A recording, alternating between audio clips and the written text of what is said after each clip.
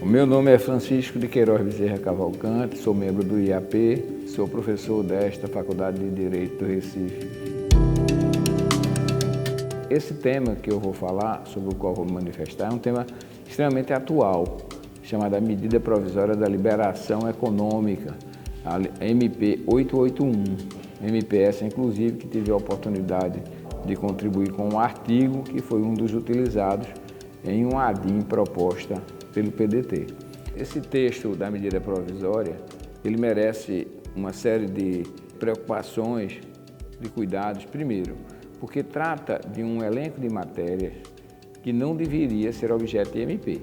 A modificação da ordem econômica constitucional ou a interpretação de uma ordem econômica já em vigor há tantos anos deveria ser objeto de um profundo debate no Congresso Nacional. Isso se verifica, inclusive, pelo número de emendas ao projeto de conversão que está na Câmara. Outro erro da MP é que ela tem 6 artigos de disposições, que seriam as disposições principais, e 12 de disposições finais, o que mostra a distorção do texto. Trata de matérias desde processo administrativo fiscal, direito civil, interpretação de dispositivos legais, e aí eu começo por esse tópico. Primeiro erro da MP, ou do que se pretendeu com a MP, o Poder Executivo pretender amarrar a forma de interpretar uma norma maior, que é a Constituição, pelo intérprete, nesse caso, do direito do trabalho, do direito do consumidor, das relações registrais, das relações comerciais, de relações civis. Isso é um absurdo. A Constituição é o topo. A Constituição não pode ser interpretada a partir do entendimento que o Poder Executivo, em um ato com força de lei, pretende fazer como parâmetro para se ver o que a Constituição pretende. Esse é o primeiro tópico. O segundo tópico é que ele invade competência de estados e municípios, inclusive matérias que competem à regulação a municípios e estados. Está se estabelecendo que o Poder Executivo fará regramento enquanto o Estado e o município não o fizer. Aqui não se trata de uma competência de natureza suplementar, é uma invasão de competência nítida.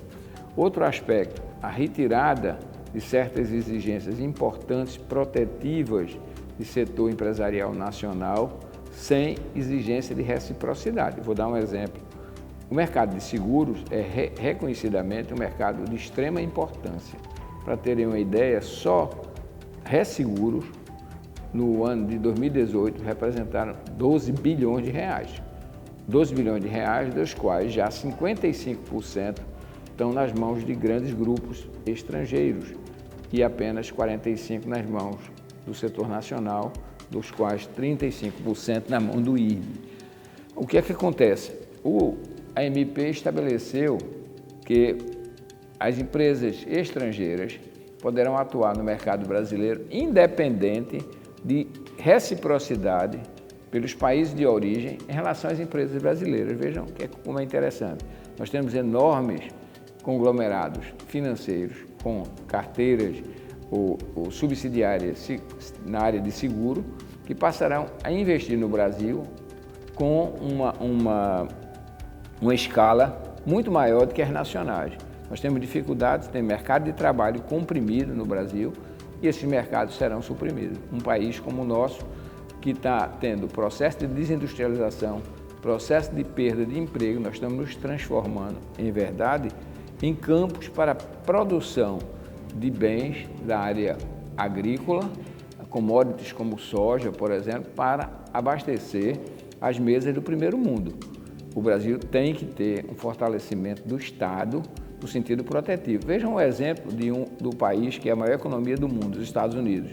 Disse que o Trump implantou um capitalismo administrado, um capitalismo onde o Estado protege a empresa nacional com mecanismo de tarifa, mecanismo de cota, etc. O Brasil precisa não ter uma tola ideia de grandeza e partir para aquilo que é relevante, para a proteção de emprego e proteção daquilo que é produzido, se não for propriamente de empresas tipicamente nacionais, mas pelo menos de empresas instaladas no Brasil. A título de conclusão, eu diria que é necessário que haja uma reflexão muito grande sobre a necessidade de compatibilizar uma modernização da nossa ordem econômica com a necessária proteção que o Estado tem que dar num país subdesenvolvido como o nosso, carente de empregos, carente de postos de trabalho. Nós não podemos substituir essa ideia por uma ideia de abertura desmedida quando nós não temos capacidade de enfrentar as grandes empresas estrangeiras.